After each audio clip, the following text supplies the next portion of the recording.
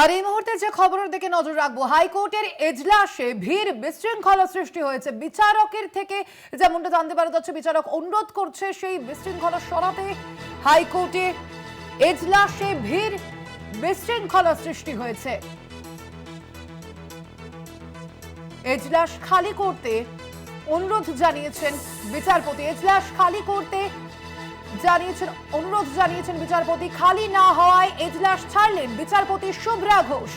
বিশৃঙ্খল পরিস্থিতির সৃষ্টি হয়েছে হাইকোর্টের মধ্যে। হাইকোর্টে এজলাসে ভিড়, বিশৃঙ্খল পরিস্থিতির সৃষ্টি এবং সেই কারণে এবার এজলাস ছাড়লেন বিচারপতি। এজলাস খালি করতে অনুরোধ করেছিলেন বিচারপতি, কিন্তু তা না হওয়ায় এবার বিচারপতি শুভ্রা ঘোষ তিনি এজলাস ছেড়ে বেরিয়ে গিয়েছেন। খালি না হওয়ায় এজলাস ছাড়লেন বিচারপতি শুভ্রা ঘোষ।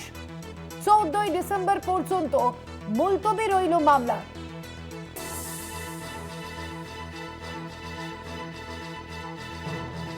হাইকোর্টে এজলাসে ভিড়, বিশৃঙ্খল পরিস্থিতি সৃষ্টি এবং সেই কারণেই এজলাস খালি করার অনুরোধ করেন বিচারপতি।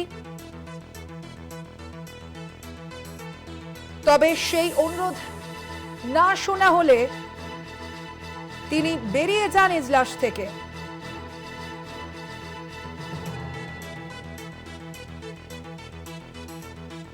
কথা বলবো বিষয়ে ফোন লাইনে রয়েছেন প্রতিনিধি পীযূষ কান্তি। পীযূষ দা, ঠিক কি পরিস্থিতি এই মুহূর্তে?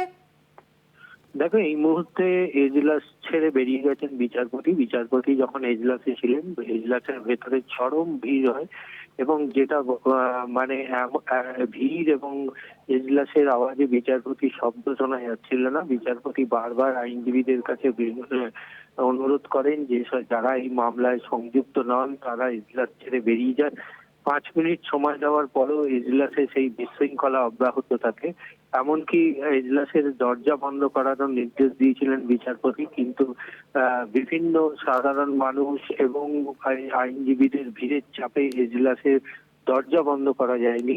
অবশেষে এই অব্যবস্থার জন্য, অচল অবস্থার জন্য বিচারপতি এজলাস ছেড়ে বেরিয়ে যান এবং চেম্বারে গিয়ে তিনি নির্দিষ্ট নির্দেশে আজকের মতো মামলা মুলতবির নির্দেশিকা জারি করেন এবং বিচারপতি শুভ্রা ঘোষ জানিয়ে দিয়েছেন যে অল ইন্ডিয়া তৃণমূল কংগ্রেস এবং এনফোর্সমেন্ট ডাইরেক্টরেটের যে মামলা, সেই মামলা দুটির শুনানি আগামী 14 জানুয়ারি তিনি গ্রহণ করবেন।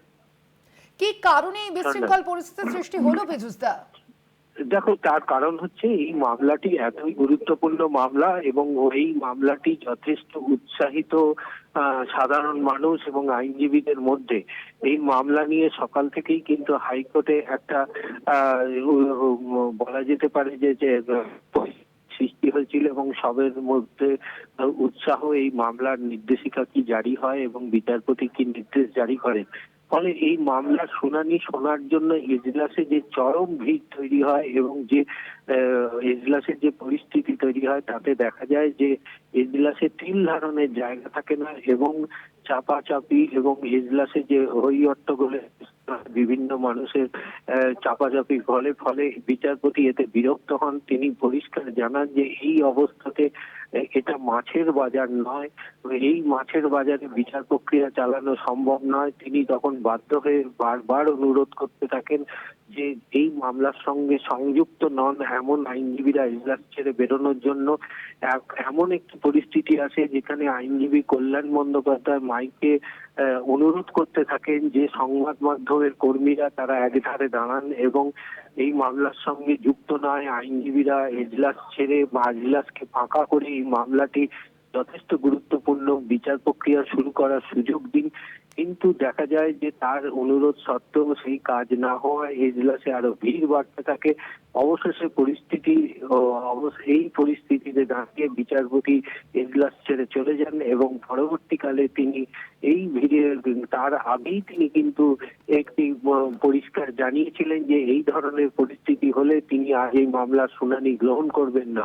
এরপরে বিচারপতি চেম্বারে গিয়ে তিনি নির্দেশিকা জারি করেন যে এই মামলা আগামী 14 জানুয়ারি পর্যন্ত মুলতবি রাখা হলো এবং 14 জানুয়ারি এই অল ইন্ডিয়া তৃণমূল কংগ্রেস এবং এনফোর্সমেন্ট ডাইরেক্টরেটের মামলার শুনানি গ্রহণ করবেন বিচারপতি শুভ্রা ঘোষ।